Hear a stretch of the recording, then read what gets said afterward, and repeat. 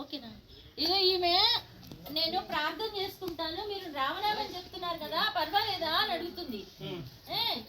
ఎవరి దేవుడు వాళ్ళకే. ఇది మన భారతదేశంలో లౌకిక రాజ్యం, మత స్వేచ్ఛ ఉంది కాబట్టి ఆవిడ ఇక్కడ అందరూ ఒకే గూట్లో ఉన్నారు.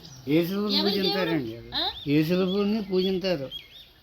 ఆవిడ ఇష్టం ఆవిడది, పూజించుకొని ఎవరినైనా పూజించుకొని దేవుడి నామం చెప్పుకోవడం, భగవన్ నామం చెప్పుకోవటం ముఖ్యం. ఈ వయసులో భగవంతుడిని తలుచుకోవటం, భగవంతుడిని ప్రార్థించటం ముఖ్యం. అది రాముడవని, కృష్ణుడవని, అల్లావని, యేసవని, ఎవరైనా అవని.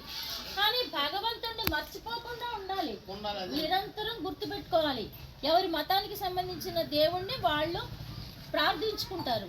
మన భారతదేశంలో ఆ స్వేచ్ఛ ఉంది, కానీ వేరే దేశాల్లో అది లేదు. ఒకటే మతం, ఒకటే దేవుడు. కానీ మనకి 33 కోట్ల మంది దేవతలు ఉన్నారు ఈ భూమి మీద, భరత భూమి మీద.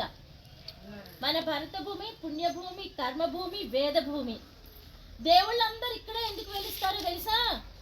ప్రపంచంలో ఎక్కడా లేనంత పవిత్రత భారత భూమిలో ఉంది. అందుకనే దేవుళ్ళందరూ ఇక్కడికే రావడానికి ఇష్టపడతారు. మరి రాముడు ఇక్కడ పుట్టినాడు, కృష్ణుడు ఇక్కడ పుట్టినాడు, మరి బాబా ఇక్కడ పుట్టినాడు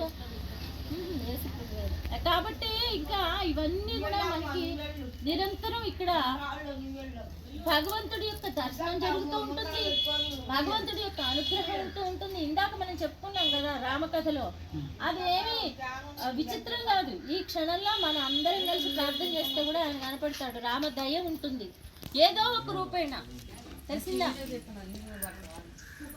దైవం మానుష రూపేణ అంటారు. దేవుడేమి దిగొచ్చి ఆయన కోదండ వేసుకుని పట్టుబట్టలు కట్టుకుని మన కోసం రాడు, దేవుడు వస్తాడా? కానీ మనకి ఎవరు భోజనం పెడితే వాళ్ళే దేవుడు, మనకి ఇష్టం లేదు. ఏదైనా భగవంతుడిని తలుచుకోవటం ముఖ్యం, ఉన్నదానితో తృప్తిగా ఉండడం ఇంకా ముఖ్యం. తెలిసిందా? ఉన్న సమయాన్ని ప్రతి నిమిషము భగవత్ ప్రార్థనలో మంచి మాటలతో మీ అందరూ ఇలా కలిసి ఉన్నారు. ఎంత డబ్బుంటే ఏమైంది? ఇందాక చెప్పాను కదా నేను, ఎంత డబ్బున్నా ఒంటరి జీవితాలు జీవించే వాళ్ళు చాలా మంది ఉన్నారు. కానీ మీ అందరూ కలిసికట్టుగా కలివిడిగా ఉంటున్నారు. కలిసి ప్రార్థన చేసుకోండి, కలిసి నామం చెప్పుకోండి, కలిసి ధ్యానం చేసుకోండి, చక్కగా కలిసి భోజనం చేస్తున్నారు. ఎంత అదృష్టం మీరు. కాబట్టి మీరు దేనికి బాధపడకుండా సంతోషంగా ఉండండి, ఓకేనా? మనకి మరి ఈ అవకాశాన్ని ఇచ్చినటువంటి అమ్మకి మనం ఎలా కృతజ్ఞతలు చెప్పుకుందాం.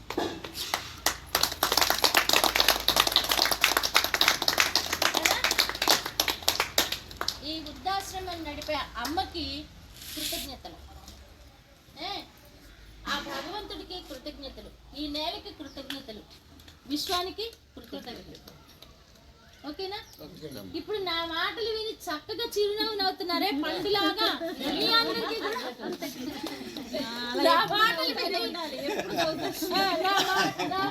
విని మీకు కోపం రాలేదు, అందుకని నేను మీ అందరికీ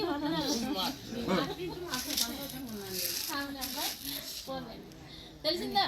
కాబట్టి